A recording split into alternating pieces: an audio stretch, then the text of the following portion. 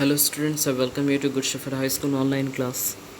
बच्चों, आज हम लोग स्टडी करेंगे क्लास 7 के साइंस का एक chapter number 6 physical and chemical changes के। तो बच्चों, सबसे पहले यहाँ क्वेश्चन आप देख पा रहे हैं, what type of reaction CH4 + 2H2O is equal to CO2 + 2H2O is. यहाँ बोला जा रहा है कि CH4 दैट मीन्स मीथेन का ये फार्मूला होता है और O2 है जो ऑक्सीजन का फार्मूला होता है। मीथेन को ऑक्सीजन के साथ रिएक्ट करवाते हैं तो क्या बनता है। तो बच्चे याद रखना है कि मीथेन जो रहता है वो एक हाईली इन्फ्लेबल गैस रहता है, मतलब ये है जो जलता है, ठीक है ना। तो कोई भी चीज़ है जो ऑक्सीजन के प्रेजेंस में ही चलता है, तो मीथेन ज़ाहिर सी बात है ऑक्सीजन रहेगा तभी जाके जलेगा। तो मीथेन जब ऑक्सीजन से रिएक्ट करता है तो कार्बन डाइऑक्साइड और साथ में वाटर वेपर बनाता है, इसीलिए ये एक तरह से कंबशन रिएक्शन हो जाएगा, क्योंकि यहाँ पर जलने की प्रक्रिया हो रही है ना। मतलब मीथेन यहाँ है जो ऑक्सीजन के साथ जल रहा है, इसीलिए ये जो रिएक्शन होगा वो कंबशन रिएक्शन होगा। नेक्स्ट क्वेश्चन है, what type of reaction sodium carbonate gives sodium oxide plus carbon dioxide. तो यहाँ बताया जा रहा है कि सोडियम कार्बोनेट को जब हम लोग ब्रेक डाउन करते हैं तो सोडियम ऑक्साइड और कार्बन डाइऑक्साइड भी टूट जाता है। तो ये टूट रहा है, दैट मीन्स ये एक डिकम्पोजिशन रिएक्शन हो रहा है। डिकम्पोजिशन रिएक्शन क्या होता है, जब कोई एक सिंगल सब्सटेंस या फिर एक सिंगल कंपाउंड दो या दो से ज़्यादा कंपाउंड में डिकम्पोज होता है, तो इस तरह के रिएक्शन को हम लोग डिकम्पोजिशन रिएक्शन कहते हैं। क्वेश्चन नंबर सी है, what type of reaction bursting of a fire cracker is. तो फायर क्रैकर का है जो जलना, किस तरह का रिएक्शन होता है। तो बच्चों, ये एक तरह का एक्सोथर्मिक रिएक्शन होता है, क्योंकि जब आप पटाखे को जलाते हैं तो उसमें से हीट निकलता है, लाइट भी निकलता है ना। तो वैसा रिएक्शन जिसमें हीट और लाइट निकलता है, मतलब हीट रिलीज्ड होता है, तो उस तरह के रिएक्शन को हम लोग एक्सोथर्मिक रिएक्शन कहते हैं। तो पटाखे के जलाते हैं या फिर किसी भी चीज़ को जलाते हो तो वहाँ से हीट रिलीज़ होता है, दैट मीन्स पटाखे का जलाना, bursting of a fire cracker is a exothermic reaction. Next question है, what type of changes germination of a seed. Seed से मतलब बीज से पेड़ का निकलना किस तरह का चेंजेस है। तो ये केमिकल चेंजेस है ना, क्योंकि बीज से क्या हो सकता है, पौधा बन सकता है, लेकिन उस पौधे को हम लोग फिर से बीज में कन्वर्ट करना चाहे तो वो इम्पॉसिबल है ना। तो इस तरह के रिएक्शन, इस तरह के चेंजेस को हम लोग क्या कहते हैं, केमिकल चेंजेस कहते हैं। नेक्स्ट क्वेश्चन है, differentiate between physical and chemical changes. तो फिजिकल चेंजेस में क्या होता है, सिर्फ स्टेट की चेंजिंग होती है, मतलब सॉलिड है जो लिक्विड में, लिक्विड है जो गैसेस में चेंज होता है। जैसे आइस को आप मेल्ट करते हो तो वो लिक्विड में बदल जाता है, लिक्विड को भी और हीट करते हैं तो गैस में बदल जाता है, वेपर में बदल जाता है। चाहे वेपर ले ले या फिर वाटर ले ले या फिर आइस ले ले, सबका फार्मूला H2O ही होता है। तो फिज़िकल चेंजेस में क्या होता है, कोई नया सब्सटेंस नहीं बनता है। जो वाटर था मतलब H2O है तो H2O ही रहेगा, चाहे वो आइस हो या फिर लिक्विड वाटर हो या फिर स्टीम हो, सब H2O ही रहेगा, सिर्फ स्टेट की चेंजेस आती है। बट केमिकल चेंजेस में क्या होता है, कुछ नया सब्सटेंस बनता है। जैसे आप पेट्रोल को जला देते हो तो जलाने पर क्या बनता है, स्मोक बनता है ना, लेकिन स्मोक से फिर से पेट्रोल बनाना चाहो तो ये इम्पॉसिबल है ना। तो इस तरह के चेंजेस को हम लोग केमिकल चेंजेस कहते हैं। नेक्स्ट क्वेश्चन है, हाउ कैन यू से burning of A paper is a chemical changes.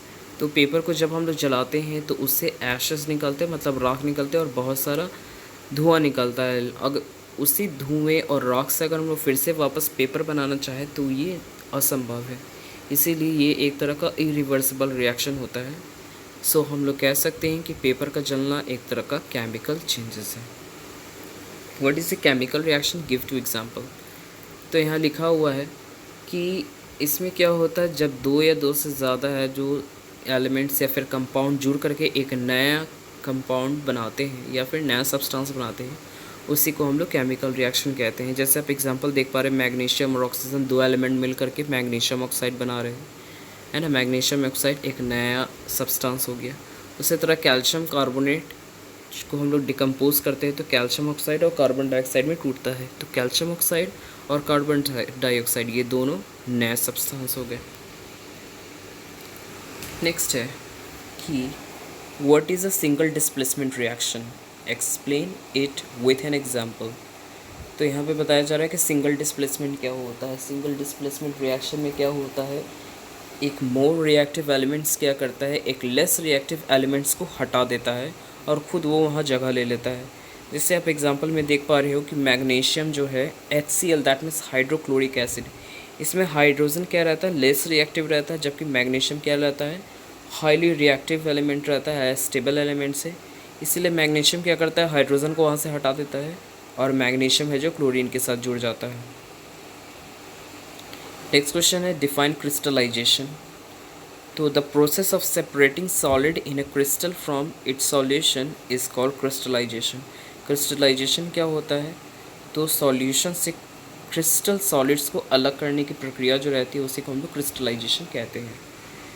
Next question है differentiate between single and double displacement. Single और डबल डिस्प्लेसमेंट रिएक्शन को डिफ्रेंशिएट करना है विथ एग्जांपल। तो मैंने सिंगल डिस्प्लेसमेंट में पहले ही बताया था कि एक हाईली रिएक्टिव एलिमेंट्स क्या करता है, लेस रिएक्टिव एलिमेंट्स को हटा देता है, जबकि डबल डिस्प्लेसमेंट रिएक्शन में क्या होता है, दो एलिमेंट, ठीक है ना, दो एलिमेंट लेस रिएक्टिव एलिमेंट्स को हटा देता है, मतलब इंटरचेंज कर लेता है। जैसे आप देख पा रहे हैं डबल डिस्प्लेसमेंट रिएक्शन का एग्जांपल लिखा हुआ है HCl hydrochloric acid plus NaOH that means sodium hydroxide.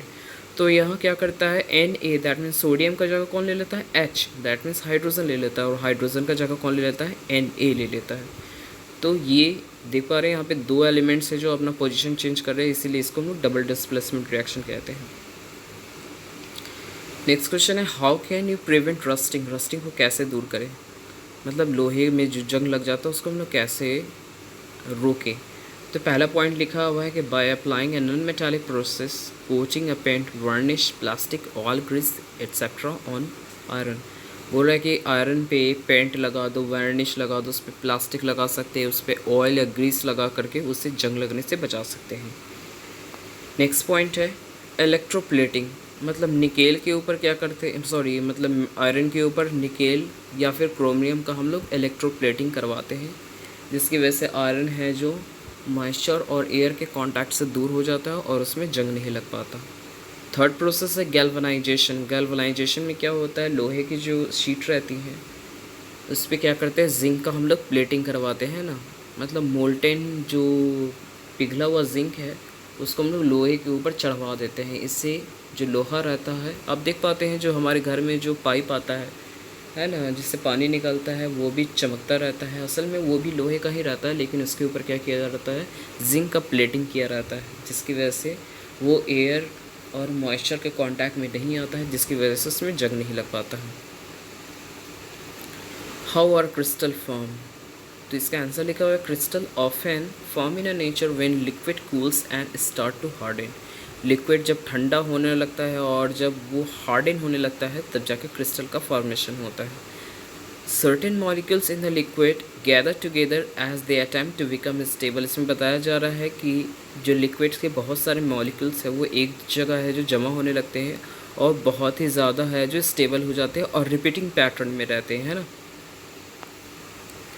Next question है how can you determine that A change is a chemical changes. तो बताया जा रहा है, जैसे इसका आंसर लिखा हुआ है some sign of chemical changes are a change in a colour and the formation of a bubble, the 5 condition of precipitate, formation of a gas, order change, temperature change और common example of chemical changes. यहाँ बताया जा रहा है अगर कोई precipitate बनता है ना, किसी केमिकल रिएक्शन को करवा रहे हैं और कोई प्रेसिपिटेट बन रहा है या फिर कोई रिएक्शन करवा जिसमें गैस बन रहा है, ऑर्डर मतलब मान लेते हैं कि उसका टेस्ट है जो बदल जाता है, टेम्परेचर चेंजिंग आ रहे हैं, हो सकता है कोई रिएक्शन करवाते हैं जिसमें बहुत ज़्यादा हीट निकलता है तो कहीं है जो हीट एब्जॉर्ब हो जाता है, तो ये सब केमिकल चेंजेस के हैं जो एग्जांपल हो जाते हैं। इस तरह से क्लास 7 के फिज़िकल और केमिकल चेंजेस के हैं जो क्वेश्चन आंसर कंप्लीट हो चुके हैं। बच्चों अगर आपको कोई प्रॉब्लम है तो आप है जो कमेंट बॉक्स में जा कर के पूछ सकते हैं। और वैसे स्टूडेंट्स क्लास 7 के स्टूडेंट जो उन्होंने अभी तक चैनल सब्सक्राइब नहीं किया तो प्लीज़ सब्सक्राइब कर लीजिए।